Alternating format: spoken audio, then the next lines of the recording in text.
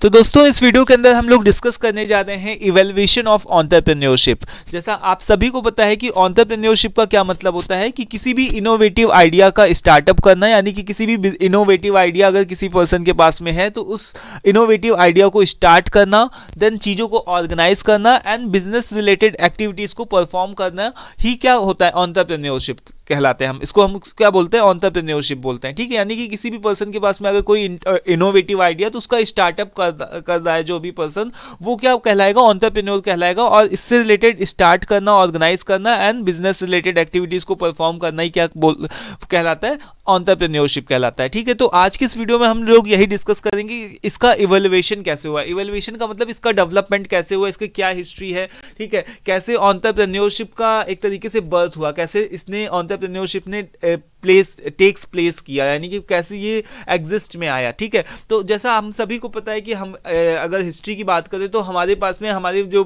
पुरानी एज होती थी उसको हम लोग एंशिएंट एज के नाम से जानते हैं। यानी कि पहले के टाइम पे हम क्या करते थे, चीज़ों को जो भी चीज़ें होती थी, लाइक जो भी हमारे पास में करेंसी सिस्टम नहीं था ना, तो हम क्या करते थे, सामान के बदले सामान को लेना देना, उस तरीके से हम क्या करते थे, लेते थे। और अगर हमको कोई भी चीज़ की ज़रूरत है तो हम उससे जा करके ले आते थे। जैसे हमारे पास में गेहूं की कमी है तो हम अपना चावल किसी को दे देंगे और चावल के बदले गेहूं लेकर के आ जाएंगे। ठीक है, तो पैसे का कोई भी वहाँ पर कोई भी रोल नहीं था, केवल जो भी सामान होता था, केवल सामान के बदले सामान ही हमको मिलता था। ठीक है, देन उसके बाद में करेंसी सिस्टम आया, फिर छोटे छोटे से स्मॉल स्केल के बिजनेस भी स्टार्ट हुए। यानी कि बिजनेस का मतलब कि छोटे लोग अपने घर परिवार के सामने एक छोटी सी दुकान है ना, इस तरीके से लोग क्या करते थे, तो ऐसे काम चलता था। ठीक है, तो पहले के टाइम पे बहुत ही एकदम नॉर्मल सी लाइफ होती थी, बहुत ज़्यादा हम लोग एक्स्ट्रा ऑर्डिनरी, लाइक जो भी हम बाहर से चीज़ें ना मंगाते थे, ना हम अपना सामान बाहर किसी को देते थे जा करके, तो इस तरीके से काम चलता था। देन उसके बाद में आप सबको पता है कि वर्ल्ड वॉर फर्स्ट हुआ। तो वर्ल्ड वॉर फर्स्ट जब होने में क्या होता है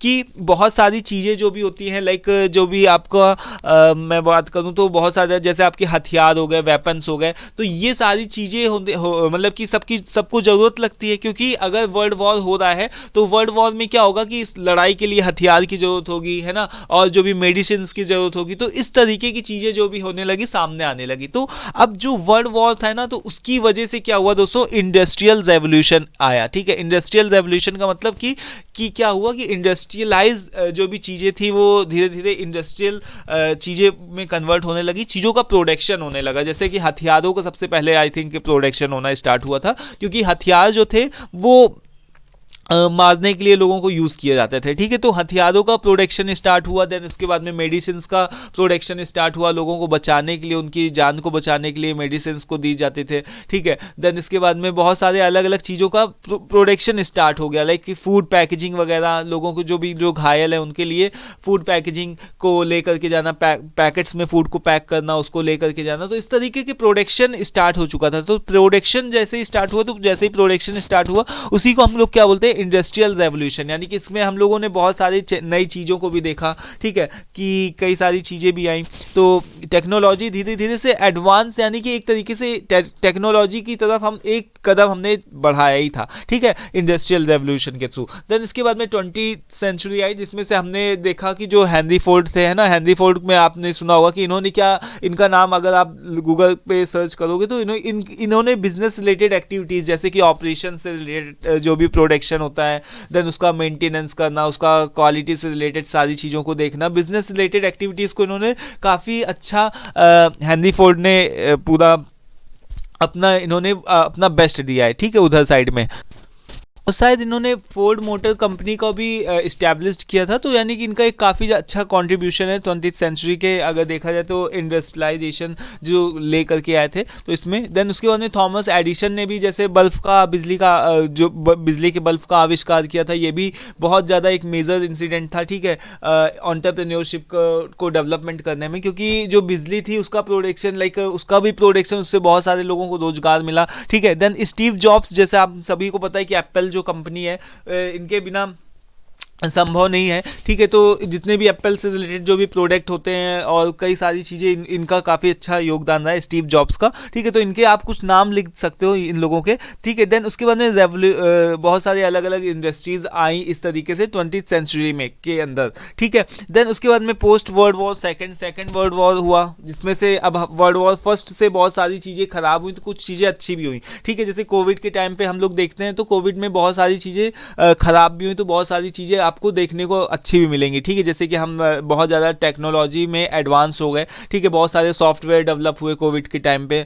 हम अपना जो भी काम है वर्क फ्रॉम होम का कॉन्सेप्ट डेवलप हुआ, ठीक है। तो ये सारी चीज़ें जो हैं वो कोविड के टाइम से ही ज़्यादातर एग्जिस्ट में आई है, ठीक है। हम लोग ऑनलाइन शॉपिंग जो भी है ये सारी चीज़ें पहले भी होती थी बट उतना ज़्यादा नहीं होती थी, ठीक है। तो अभी जो लोग जितना अवेयर हैं वो कोविड के बाद में से वो उतना ज़्यादा पहले नहीं थे, ठीक है। तो ये एक तरीके का आप इसको क्या बोल सकते हो कि एक तरीके का आप ऐसे ही बोल सकते हो कि जैसे कोई एक तरीके का रेवोल्यूशन आना, ठीक है। तो वर्ल्ड वॉर सेकंड में भी काफ़ी सारी चीज़ें फिक्स हुई। देन इसके बाद में अगर हम लेट 20 to 21st सेंचुरी की बात करें तो इसमें भी आपकी जो भी टेक्नोलॉजी की बात करें तो अभी हम लोग जैसे देखते हैं कि टेक्नोलॉजी नई दिन पर दिन आ रही है। जैसे मोबाइल फ़ोन जो छोटे वाले होते थे कीपैड, वो स्मार्टफोन में कन्वर्ट होने लगे। जो भी हमारे पास में टीवी होती थी या फिर जो भी कंप्यूटर्स होते थे जो बहुत भारी होते थे वो एलईडी या फिर इनको हम लोग लैपटॉप में कन्वर्ट करने लगे, ठीक है। हमारे पास में टैबलेट आ गए। इस तरीके से हम देखते हैं कि इंटरनेट की कनेक्टिविटी हो गई और बहुत ज़्यादा डिजिटल चीज़ें, जो भी डिजिटल दुनिया जो एक थी है ना, उसका एक तरीके से सारी चीज़ें हमारे पास में डेवलपमेंट उनका होने लगा। देन उसके बाद में 6 नंबर पॉइंट पे क्या आता है कि ग्लोबलाइजेशन कब से स्टार्ट हुआ दोस्तों? उसके बाद में धीरे धीरे ग्लोबलाइजेशन, अब हमको केवल हम अपने देश तक ही सीमित नहीं, क्योंकि जब टेक्नोलॉजी एडवांस्ड हो गई, क्योंकि हमारे पास में अब जब बाहर के साथ में हमारे अच्छे कनेक्शंस होने लगे, ठीक है, हमको पता चलने लगा कि बाहर क्या चल रहा है, हमारे देश में क्या चल रहा है। तो इससे क्या हुआ कि ग्लोबलाइजेशन का मतलब कि आप समझते हो ना कि हम अपना सामान बाहर बेचेंगे और बाहर जो हमारे ज़रूरत का सामान है वो अपने बाहर के देशों से वो इम्पोर्ट और एक्सपोर्ट का जो मेन काम वो है, तो वो काफ़ी पुराना। बट ग्लोबलाइजेशन जो है वो आज के टाइम पे जो देखने को मिलता है वो पहले के टाइम पे नहीं देखने को मिलता था, ठीक है। तो entrepreneurs gain access to global market. Then उसके बाद में बहुत ज़्यादा इंटरनेशनल स्टार्टअप्स का कॉन्सेप्ट जो है वो डेवलप होना स्टार्ट हो गया। देन टेक्नोलॉजी और इनोवेशन की अगर हम बात करें तो टेक्नोलॉजी डे बाई डे क्या हो रही है, इंक्रीज ही हो रही है, ठीक है। और उसके बाद में ई कॉमर्स जैसी वेबसाइट्स का, जैसे आप देखो फ़ोन पे, पेटीएम, जिसमें से हम आसानी से अपने मनी का ट्रांजेक्शन कर सकते हैं, ठीक है। और ऑनलाइन प्लेटफॉर्म है जहां पर से हम ऑनलाइन शॉपिंग वगैरह कर सकते हैं। ये सारे कॉन्सेप्ट भी डेवलप हुए। एंड देन 9 नंबर यहाँ पर मेंशन नहीं, बट उसमें आप लिख सकते हो कि आर्टिफिशियल इंटेलिजेंस का इंट्रोडक्शन भी हुआ है, ठीक है। क्योंकि ये जो टाइम चल रहा है इसमें आर्टिफिशियल इंटेलिजेंस का जो इंट्रोडक्शन हुआ है ये इसकी स्टार्टिंग ही है। अभी इसको देखो कितना ये आगे जाता है, ठीक है। तो ये है दोस्तों पूरा कॉन्सेप्ट इवैल्यूएशन ऑफ एंटरप्रेन्योरशिप का, कि किस किस तरीके से एंटरप्रेन्योरशिप कैसे डेवलप हुई है, ठीक है। तो एक पूरी हिस्ट्री है, ठीक है। इसको आप चाहो तो स्क्रीनशॉट ले सकते हो, ठीक है। तो आई होप कि सारी चीज़ें क्लियर है आपको कि कैसे एंटरप्रेन्योरशिप का कैसे कॉन्सेप्ट डेवलप हुआ है। पहले के टाइम पे जब हमारे पास में कुछ नहीं होता था, जब हमारे पास में मनी का कोई भी करेंसी वाला कोई सिस्टम नहीं था, तब हम कैसे अपने सामान को एक्सचेंज करते थे, ठीक है।